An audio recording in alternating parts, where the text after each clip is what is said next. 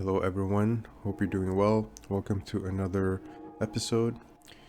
This time around, I'm going to be creating another industrial vehicle concept. And yeah, before I get into the 3D modeling phase, I am doing a down and dirty sketching phase. So before getting into the more complex 3D modeling, 3D kit bashing phase, if you've seen the last video, I was mentioning that I struggled with the design of the vehicle because I really skipped steps. So this time around, I'm really just making sure that I have all the thought processes in place, making sure that the design intentions are a little bit more fleshed out before I move on too quickly, right? And yeah, this concept here I ended up really enjoying and really quite pleased with. And I think that adding this sketching phase really helped with that, because it really made me think about the purpose of the vehicle and the overall design intent.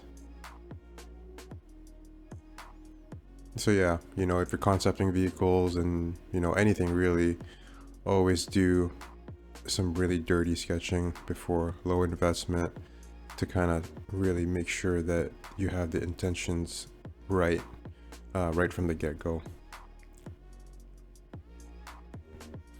So yeah, I didn't really go into too many thumbnailing, too many variations. I had a lot of reference gathering that I really had a really good idea of what I wanted to do for this piece. But before jumping into the 3D modeling section, like I am here now, it was still really good practice to just put pen to paper and just sketch it out first. And now that I have that information, now I have very clear, or much more clear directions as to what I want to model, right? And I'm not like sort of making things up here as I go anymore, because I have the overall foundations already defined during the sketching phase. And now here I'm just kind of like sort of executing on it at this point, right? I'm still adding details here that weren't in the original sketch, but there's a box that I've already sort of defined for myself, and I'm playing within that box, and I think that really helps a lot.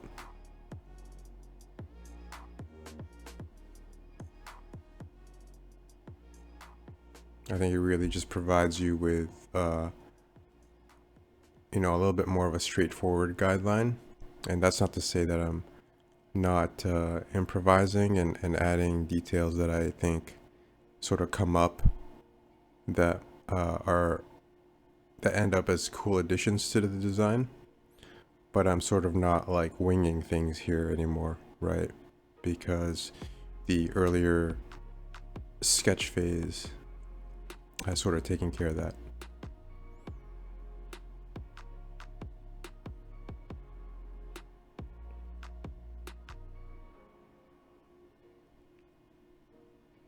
And again, here, not putting too much details into the model.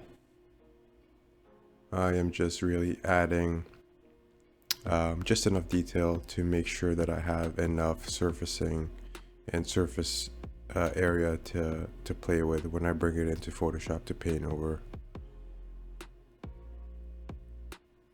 Just enough to give me a sense of lighting, a sense of silhouette, and a really nice proportion.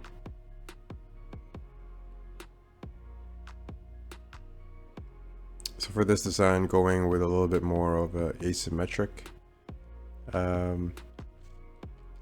design.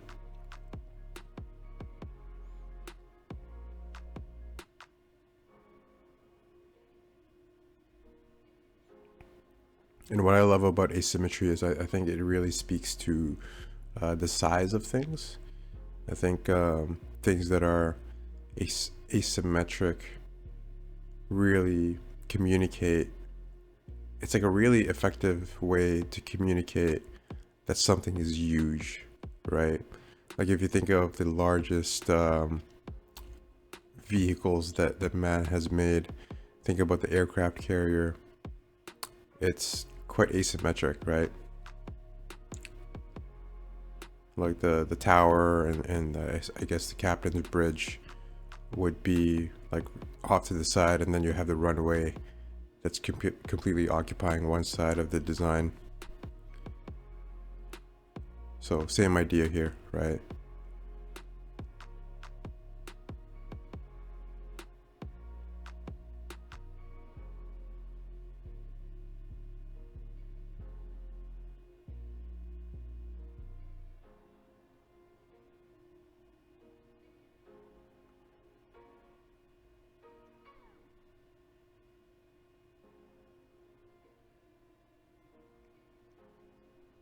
Yeah, I've been using those wheels and tires pretty much all of my designs lately. Um, Maybe in the next one I'll mix it up a little bit.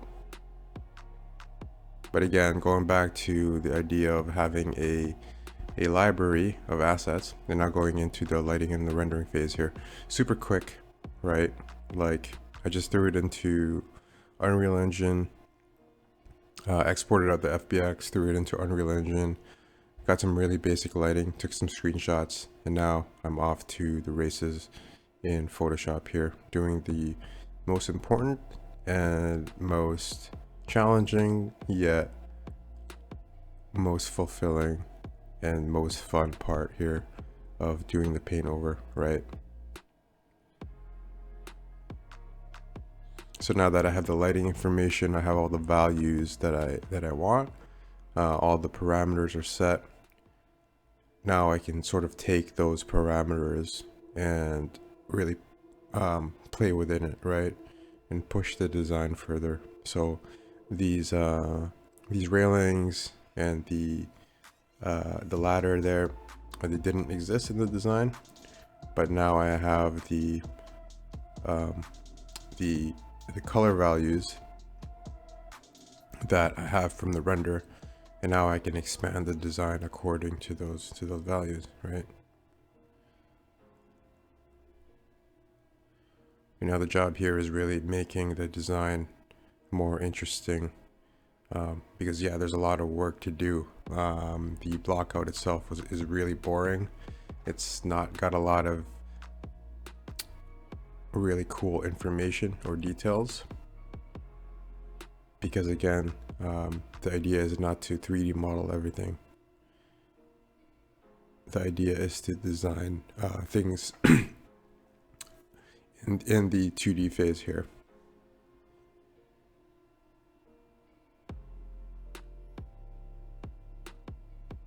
And here I'm trying to really invest in that sort of the interior, because that's where I want the eye to be drawn towards, and I'm trying to put as much detail in there as possible, because that's sort of where I want most of the highest frequency details to go to.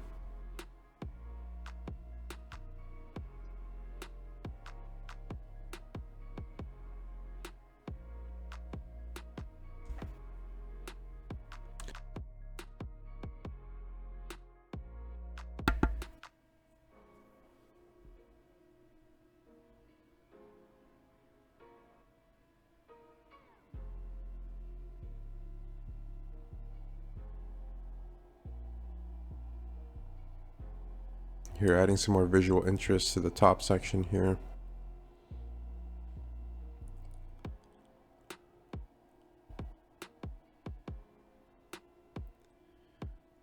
Adding some windows.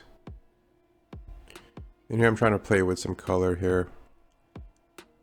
So typically what I do for color is I create a multiply layer, and then I pick a color, usually with high values. And then I just paint it over just to get a rough idea of what the color I want it to be. But for this one, I ended up just settling with a rather desaturated color palette here.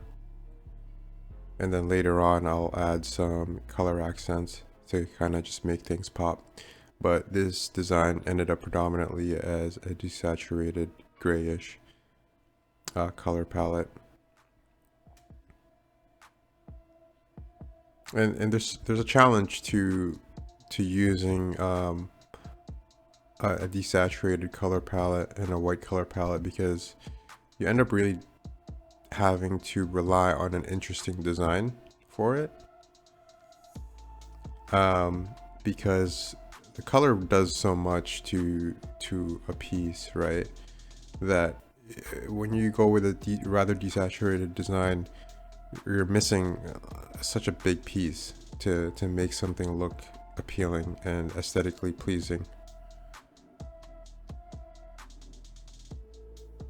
So I think using a desaturated color palette will really expose the strength of the design, if that makes sense.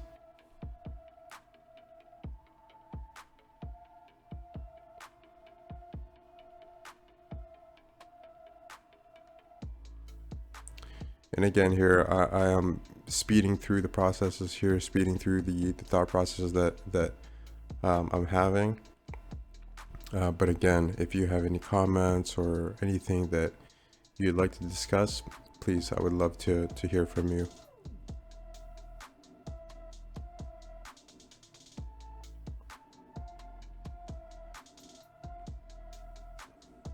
And here, going into the shadows, breaking down the sort of the hard edges here. And one of the things I think I mentioned before is when you use a 3D to 2D workflow, one of the key things to do is to really mask the fact that you use 3D. And what I mean by that is when you render out a model from a 3D piece of software, you end up with super sharp edges, you know, such as the shadows, even within the hard surface design itself. You end up with these really crispy, hard edges, right? And that reads really artificially to the eye. I think people will even unknowingly recognize something that looks artificial because it looks way too perfect, right? In the real world, nothing looks that perfect, right? And I think one of the most important things when using this workflow is making sure that you mask out the perfection, right? And so breaking down and just softening up some of the hard shadows and the hard edges on the design really make the concept just a little bit more believable and therefore a lot more visually appealing.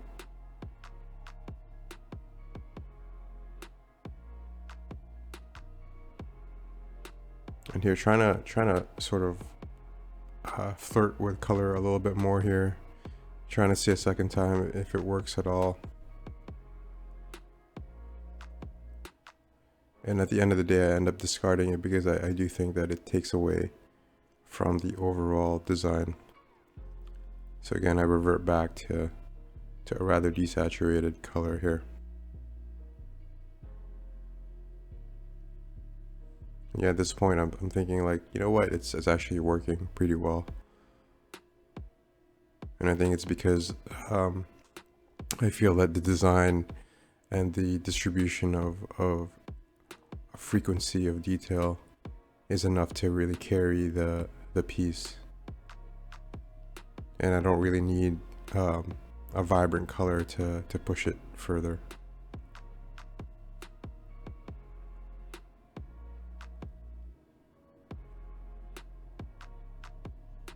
Yeah, with this one, again, starting off with a sketch and really learning the lessons from the last session,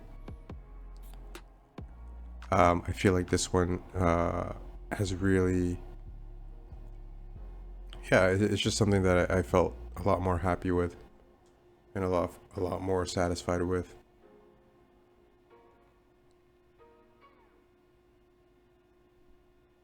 And again here, breaking down the perfection, going into the perfect shadows that were cast on the tires there, and just going in with a brush, with a texture brush, and breaking it down. And I think it looks a lot more appealing than what it did before I did that.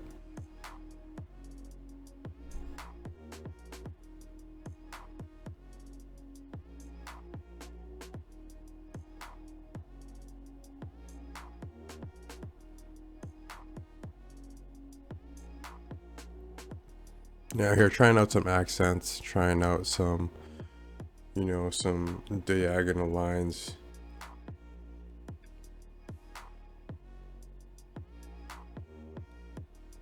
But again, there I just felt like it was trying a little too hard, so I ended up abandoning it.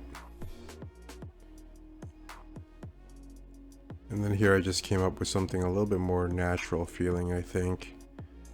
Something that I think fits a lot better and just a lot more believable, in my opinion.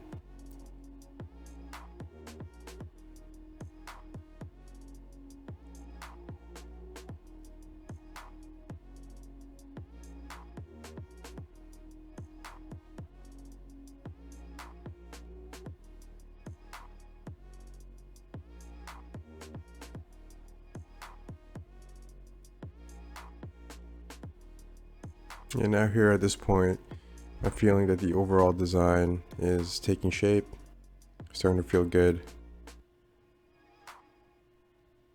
and just really seeing where I can add the finishing touches, and really trying to see where I can polish things up to just kick it up another notch.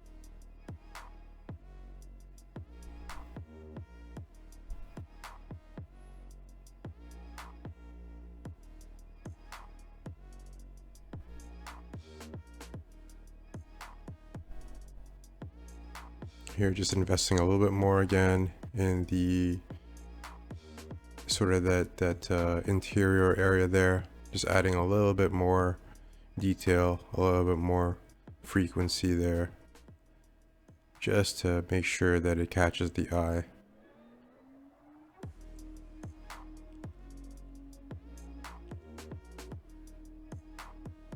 And then finally here, adding the finishing touches of adding some emissive lights, some accent colors.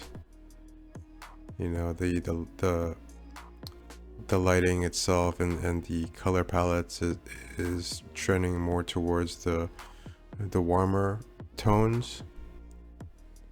And yeah, just finishing it off with a cool blue emissive pass here to really make the piece pop a little bit more.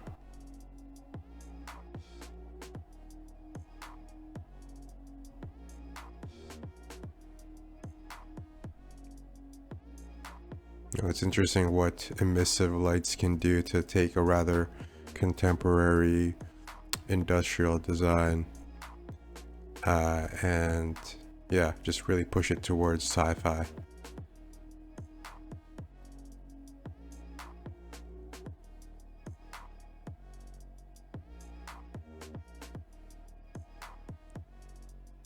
Trying to see there if I could add a little bit more of the emissive lights to other sections, but again, I think with those things, it's really, you got to use it sparingly. I think overuse of accent colors and emissive lighting is something that can be done too easily, and that's something that I think you should be aware of is, use it sparingly, and I think always err on the side of less, because with emissive lights and accent colors, I think the idea that less is more is definitely true.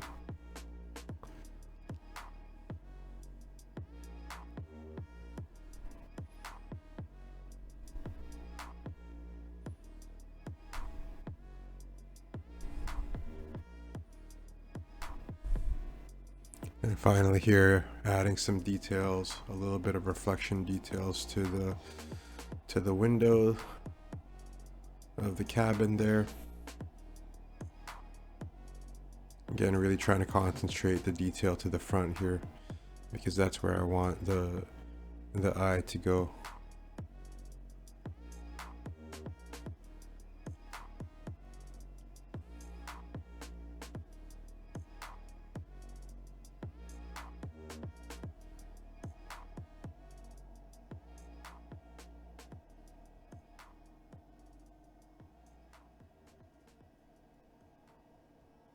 Yeah, at this point, feeling pretty satisfied with the design here.